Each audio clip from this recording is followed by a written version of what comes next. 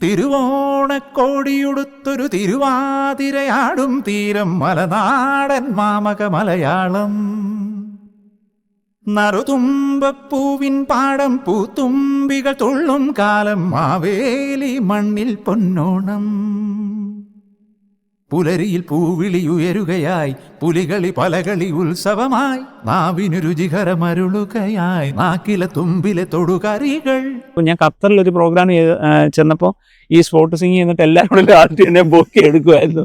വേദി ചെന്നിട്ട് സ്വരരാഗ ഗംഗ ഇങ്ങനെ പാടുന്നതിനേക്കാളും സ്വരരാഗ ഗംഗ പ്രവാഹമേ എന്ന് കേൾക്കുമ്പോഴല്ലേ അതിൻ്റെ സത്യത്തിൽ ഞാൻ ഒരുപാട് ഭാഗ്യവാനാണ്. കാരണം ഇതെൻ്റെ നാടാണ് അയിരൂര്, പത്തനംതിട്ട ജില്ലയിൽ അയിരൂർ എന്ന് പറയുന്ന സ്ഥലമാണിത്. എൻ്റെ പേരിൻ്റെ കൂട്ടത്തിൽ സുമേഷ് അയിരൂർ എന്നുണ്ട്.